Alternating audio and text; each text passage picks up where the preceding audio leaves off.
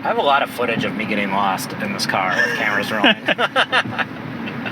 It's kind of a theme. The outtakes could be getting lost. Yes, I think we could have a couple hours of that.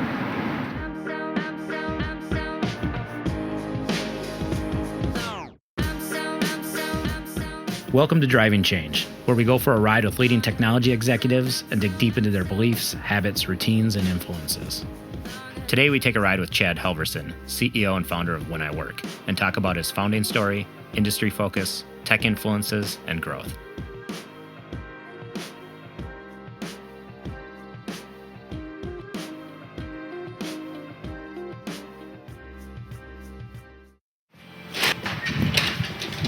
Hey, how's it going? Good.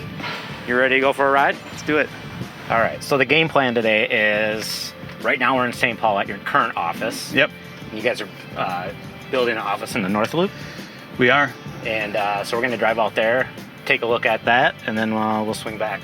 Perfect. And throughout that time, I'm going to interrogate you. Okay. I'm ready. So let's start from the beginning. Yeah. You're CEO and founder of When I Work. Mm-hmm. Tell me a little bit, what is When I Work? So what we do is we help businesses schedule, communicate, and track time with their hourly employees. So businesses that are restaurants, retail, hospitality, healthcare, professional services, they all have pain points of making sure they have the right people at the right place at the right time. Yep. And we make that process extremely easy for them to do, and then we make communication and collaboration between employees and managers smooth and easy so that work life can be better for employees and make scheduling easy, and then if someone's going to miss a shift, and then they can communicate to other people about who can cover the shift. So that's the communication part of the tools. Yep, you plan it out. You can plan out the schedule, make sure you got who you need. Yep. And then once the schedule's out there, then you need to deal with things that happen in real time, like someone calls in sick, who's going to cover the shift. Things get busy. I need to cover some extra hours. Okay.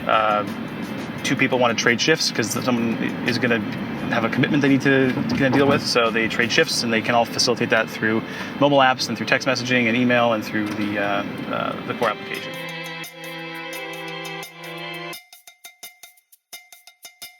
So tell me a little bit about the origin story. Like, how did it all come about? This is the second time that I've started the company. The first time that I started it was in the late 90s, 1998. Okay. And it was, my first job was in a grocery store, bagging groceries, stocking shelves, and the schedule would always get posted usually like on the weekend, like on a Saturday or Sunday, and go into effect on Monday. And then myself and my coworkers would be going into the store, to the grocery store, to check the schedule. And I thought, if the manager could post the schedule to a web page, then I could just log in from home on my computer and check the schedule, and I wouldn't have to have the hassle of going into the store to check it. So that was the simplest kind of impetus for it. And I started working on a prototype in 1998, between 98 and 2001 or so, and pitched it to anybody that would listen, any business, small, medium, large, anybody that I could kind of talk about it with, and ended up not getting any traction for a few reasons. One, I think it was early, and then I think the hourly workforce, the biggest thing that kind of came out of that experience was the hourly workforce, just the connectivity against the kind of wasn't at scale. Okay. So not everybody had computers in their house, not everybody had high-speed internet, unless you were a student. Students were really the only kind of demographic that had complete connectivity to the internet. Yeah. So that really is what kind of put me in a position to say, hey, the way I want to do this isn't going to work right now. So put it on hold. So you put it on hold until everybody had basically the internet communication until in internet, pocket, right? Until, not even pocket, just until internet was available to everybody. Yeah. And then put it on hold for about 10 years, and then resurrected it in 2008. And the approach at that point was everybody's connected now. From an internet perspective. So that wasn't a hurdle. The whole idea of using the internet to solve business problems was a little more kind of commonplace than it was 10 years earlier. And mobile, so this is 2008, so iPhone had been out for 1 year, and I thought that that would be the core vehicle for delivering information in this environment to the hourly workforce that would be the most effective as I looked ahead at what was happening with mobile. So me and a couple of the guys from the agency that I was I was running started working on a second prototype, and the focus was we'll lead with mobile as the core delivery, and we'll make something that's easy for the average small business to sign up and figure out, right? Make it as self-service and self-discoverable as possible, so that you don't need a bunch of IT resources or training to roll something out like this. Because historically, this is something that is expensive, hard to roll out, and typically, workforce management is something that large organizations would invest in, not small or medium-sized companies. Yeah, so small, medium-sized companies can use it. They don't need an IT department to roll it out. Right. So it makes it really easy to use. There's a lot of small, mid-sized businesses.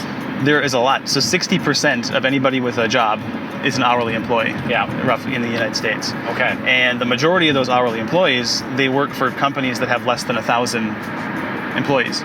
So there's millions and millions of small businesses and medium-sized companies that are employing the hourly workforce that are using Excel spreadsheets and broken, daunting, archaic systems for planning and scheduling and communicating. So in version 2.0 of relaunching the company, any assumptions you had at that stage that you found out to be wrong, and pivots that you've had to make?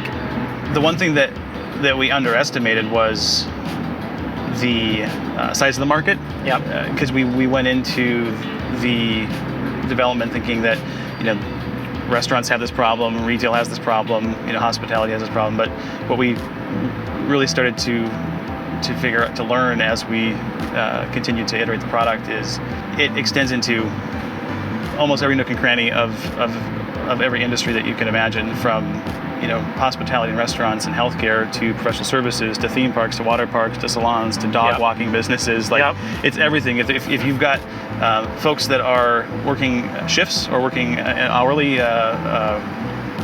jobs, you have that challenge. And it was clear that there was no innovation happening around solving this problem for that market. So the biggest thing that we had to figure out is who are we going to, who's our customer, who are we going to target, who's going to be the sweet spot for us, because in most cases you tend to look at picking a vertical, okay, we're going to be the best at for healthcare, or the best for restaurants at a certain thing. And what we found, because it was such a green field, with nothing in place in the small and mid-sized business area, we decided that was where we were going to focus. We were going to focus on small businesses and medium-sized, kind of mid-market businesses, and we were not going to focus on big enterprise type customers. Looking back from the start, to you, what was one of the biggest milestones? It was when we went from being in the red to the black. Okay. That was one major milestone. Because when we went from being sustainable from our own cash flow, it triggered a lot of other things that happened as a result of that. We were in a position where we could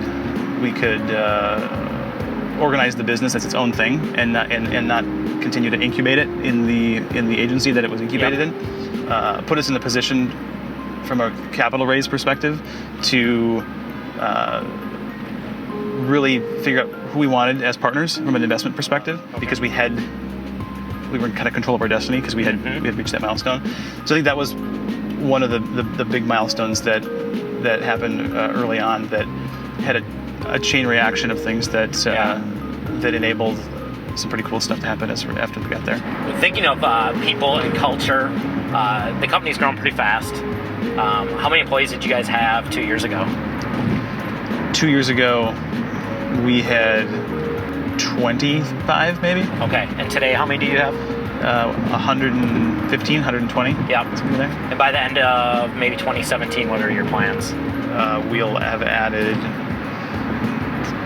around 75 more. So that's a lot of growth. Thinking about your culture, it's easier to maintain a culture when it's a smaller company. Yeah. As you guys grow, what are some of the things that you're thinking about how to maintain that and keep that same culture that you have today?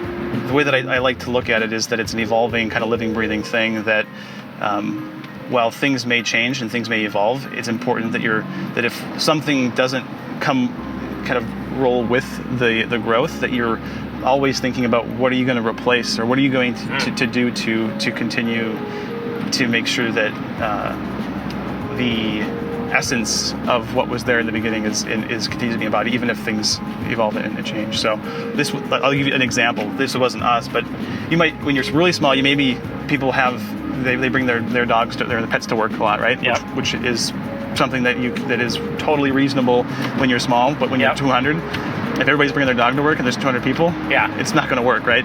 Probably going to be someone allergic to dogs. Right, and then you're and then you're going to have allergic and all that kind of stuff. So like, obviously that has to change as you grow, but it doesn't have to mean you're changing the culture. It means that you're going to need to think about, okay, if that's not going to work when you're 200 people, what other decisions are you going to make to maintain kind of the essence of what it was when you were 20 versus 200, but it might not be the same exact things. Yeah. You know? Yep. Graycroft was kind of the beginning part. Alan worked with you guys and really led that round. What's it like to work with Alan? What have you learned from him? So I think one of the things that he has continued to iterate to me is the value of the network of users that we have. Yep. The fact that we have 20,000 customers, but we also have around 2 million employees that have been on our platform. That have been employed by our customers. At some point in the past. Yep. And that there's a huge untapped opportunity to continue to invest in the relationship with those users that use our product every day. Yep. But maybe they're not necessarily the business owner or the decision maker, but they're just as important. They're as important to the success of the product and the company, because if they're not using the solution, the customers don't get any value. Yep. Yep. So that's been a good thing that he's continued to reinforce. All right.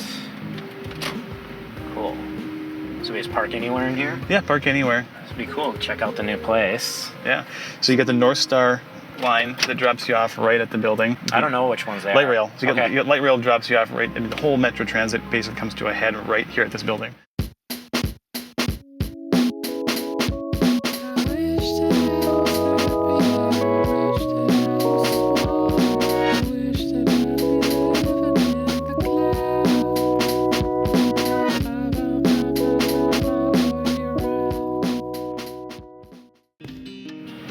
Not long ago, you and I were discussing this. It was last week. Where do you go for your information? Like, do you follow certain authors, podcasters, bloggers? There's a couple blogs that I find they've been highly valuable from like the beginning. Like, I think one of the first ones that I started paying attention to is a VC named Mark Suster. He's got a blog called Both Sides of the Table. I think it's bothsidesoftheTable.com, and he has a perspective that's unique because he has started and exited 3 successful startups, tech companies, and then he became a VC. So he's got this perspective that he brings to all of his content. Which is both sides of the table. Which is both sides of the table. Got it. And it's the one blog, the one individual that I think has been able to add the most value continuously through this whole journey, from when we were just figuring things out to having just barely any revenue, to having 4 employees, to having $1 million in revenue, to having 20 employees, to having to raising Series A, to raising the whole thing. So really, really solid. So that's one that I've tended to stay close to. Another one, which isn't necessarily a blog as much as it is a company or individuals, is Jason Fried and David Heinemeier Hansen from 37 Signals, which is now just called Basecamp. So the Basecamp project. I've heard you quote him a few different times. What makes him exceptional to you? Is there certain principles? I like that they've. So I like their product development principles. I like how they think about building a product and building technology. It's what got me excited about what they were doing and how they were doing it, and what got me excited about how we would do what we're doing. So that was the first thing. And then principles around business and and organizational structure and growth and raising capital is absolutely fascinating. So a lot of people talk about that it's lonely at the top. It's not lonely at the top if you have the right people to talk to, right? So if you have kind of that peer group that people are doing what you're doing, your board, your employees, your spouse, who's that group for you that you can bounce ideas off of? It's a combination of all of those. Yep. All those things. You surround yourself with smart people and experienced people that have been there and done that. Yep. That have experienced the road ahead that you haven't. From a team and organization perspective, that's probably the most important thing that you can do to be able to kind of be prepared for what lies ahead. Yep. Is to surround yourself with folks like that. The same thesis kind of applies from a board perspective and investor perspective, is to partner with board members and investors that you have a meaningful connection with, that there's alignment and that there's on kind of the bigger picture. Yeah. From a family perspective and spouse perspective, I think with my wife being able to kind of talk about the things that you really don't have anybody, that you're not going to talk to anybody else about. Yep. From a business perspective. Yep. Just to either bounce ideas off of, or get feedback, or get complete transparent feedback. Get transparent feedback, get validation, get like, you're nuts, so that's crazy, or you're way out of line here, blah, blah, blah. And then outside of that, I think there's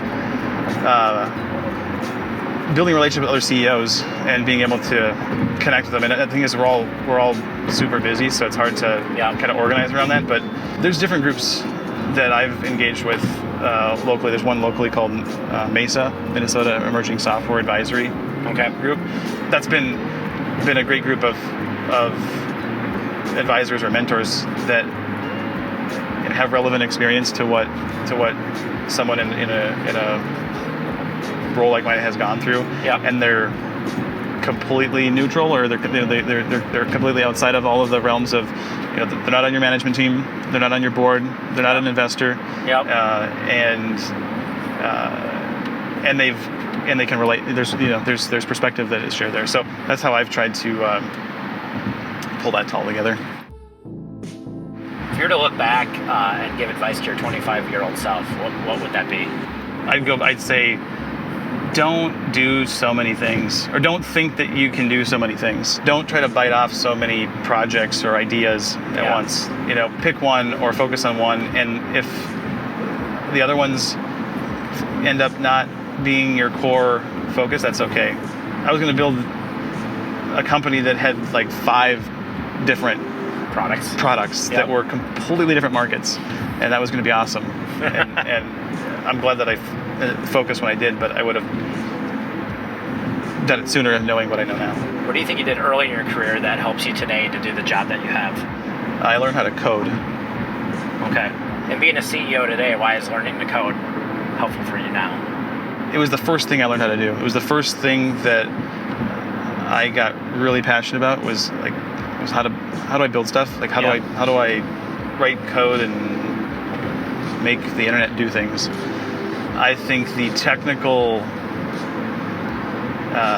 acumen around that I learned, and just the discipline and the process of how you solve problems through development, lay the foundation for whatever would happen next. When it came, then it was graphic design and UI and UX, and then it was digital marketing, and then it was then it was product, and then it was putting all these things together. So it was really that lead domino for you. Yeah, and I think it helped create a perspective when in all these other areas that I think that are important in trying to build a product-centric technology organization. Where do you go to escape work? What do you do to get away from work and separate yourself? It tends to be travel. Okay. It's not entertainment. It's like my wife and I might go, to a lake for a weekend. We might go to a different city for a few days. Yep. We might go to Lake Superior. We might. So during that travel, do you really separate yourself from work, or do you find yourself? Those are the moments where you can separate yourself from the office, and you end up finding yourself working mentally. I end up working mentally and not fully. It's to completely disconnect is it's always been tough for me. Yeah. But traveling gets me 60 to 80% there.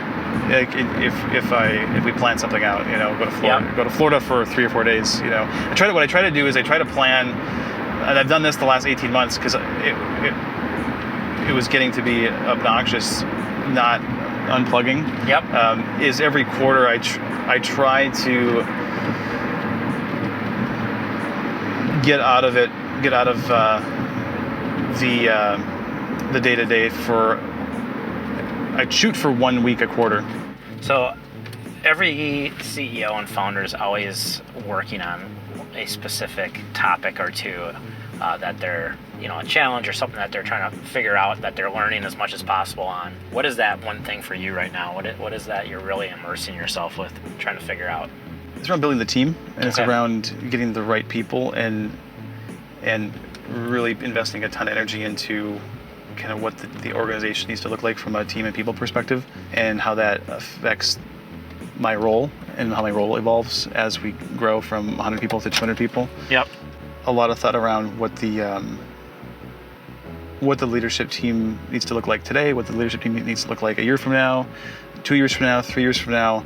Because at the end of the day, the only way that you're going to achieve the success or the greatness that you want is by having the right people. Yeah. And assembling a group of dozens or hundreds of people paddling towards a common a common destination, or climbing a mountain, in synchronization. Mm-hmm. And just figuring that out is what I spend a lot of my time thinking about doing.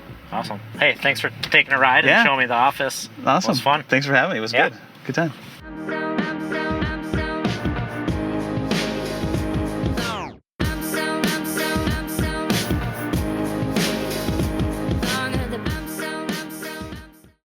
Hey, this is Jeff Martin again. If you go to leadbychange.com, you can see this show and other shows. If you subscribe, you can get early access to new shows and also exclusive content. Thanks for watching.